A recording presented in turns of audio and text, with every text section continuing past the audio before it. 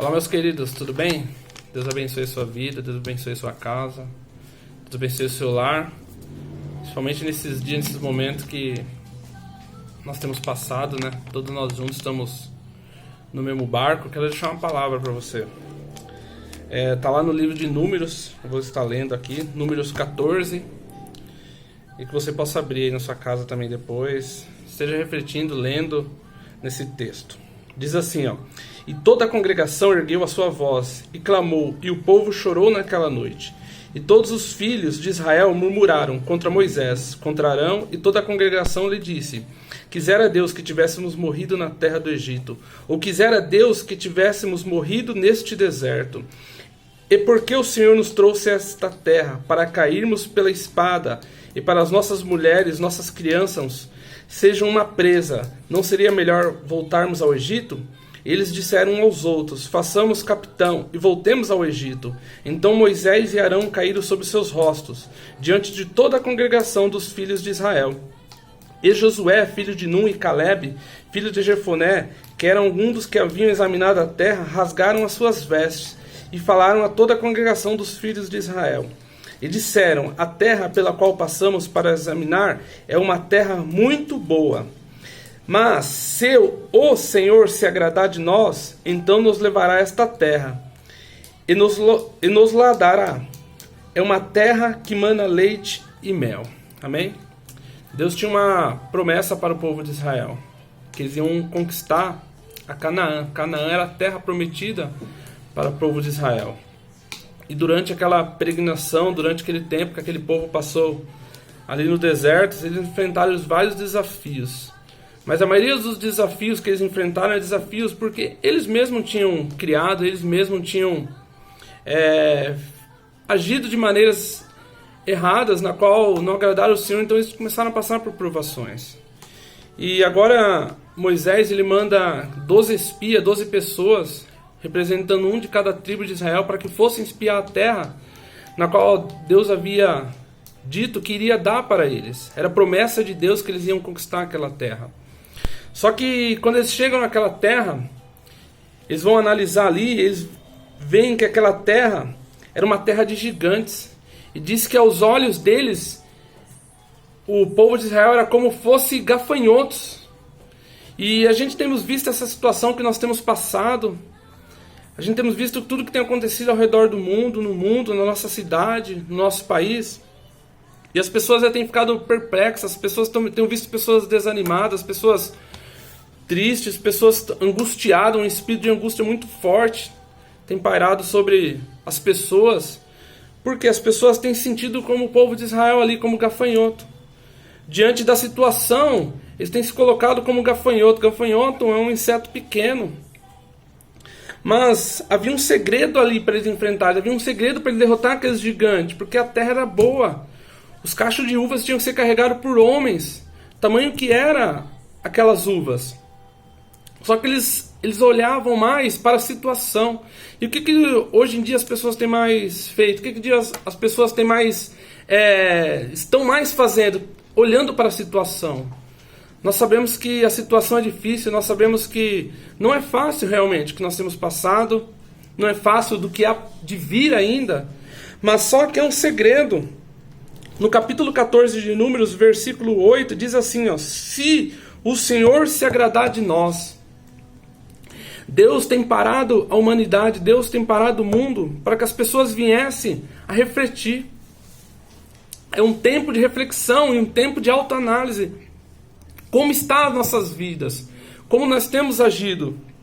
Será que o Senhor tem se agradado de nós? Por quê?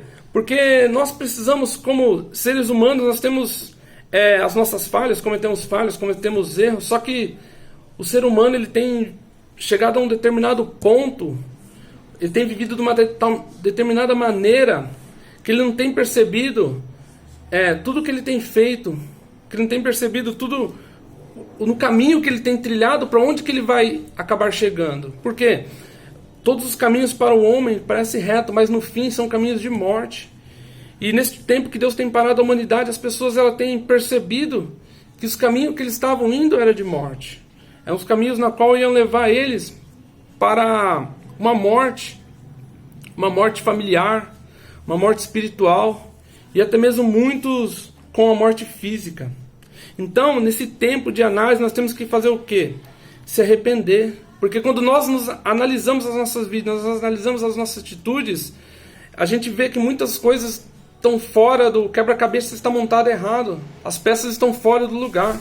Então a gente precisa fazermos o quê? Se arrepender e voltar, para que a gente venha ver um tempo de crescimento.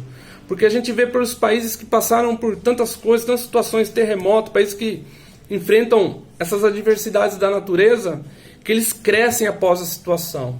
E nós precisamos crescer, mas crescer espiritualmente, crescer com Deus, crescer nos caminhos do Senhor.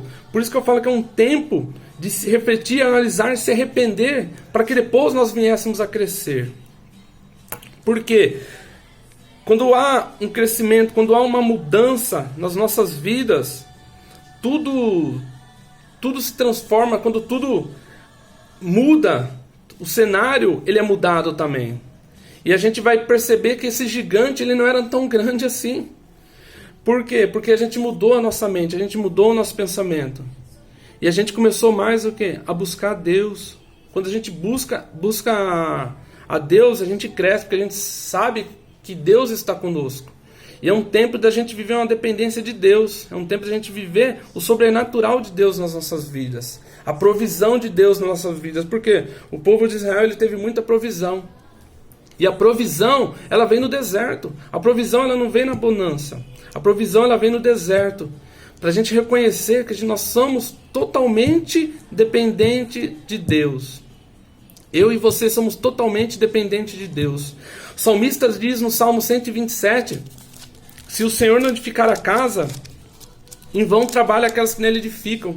Se o Senhor não guardar a cidade, em vão vigia a sentinela. Então, se o Senhor não for na nossa vida, nós não conseguimos nada. E é interessante que em Provérbios também, 18, versículo 14, diz assim, ó: o espírito do homem sustentará a sua enfermidade, mas um espírito ferido, quem o suportará?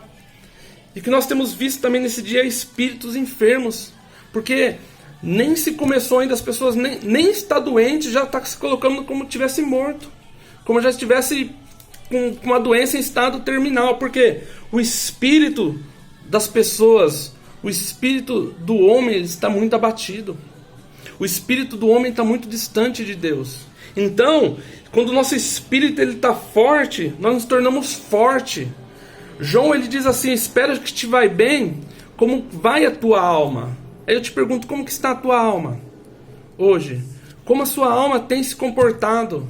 Como você reage em meio às dificuldades do dia a dia da vida?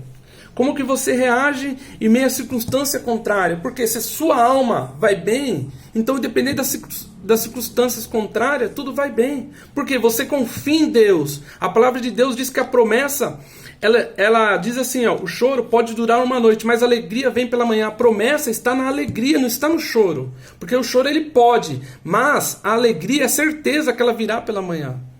Então quando nós precisamos tirar esse tempo para um tempo de crescimento, um tempo de arrependimento, um tempo de mudança, para que a gente venha crescer em todos os sentidos. Em todos os sentidos a gente possa crescer. Não deixe a sua alma se abater.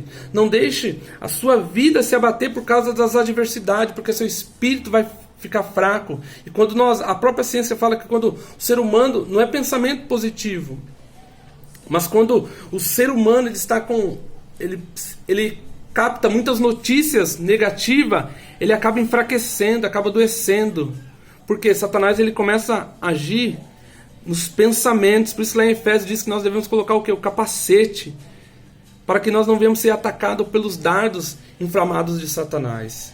Então que Deus abençoe a sua vida, que nesse tempo você tire um tempo para reflexão, um tempo para se analisar, se arrepender daquilo, porque ainda dá tempo de arrependimento. Buscar-me-eis, me encontrareis quando buscarmos de todo o vosso coração. Que você se busque a Deus de todo o coração, que Deus tem grandes coisas para fazer nas nossas vidas ainda. Deus tem grandes coisas para fazer através de nós ainda. Amém?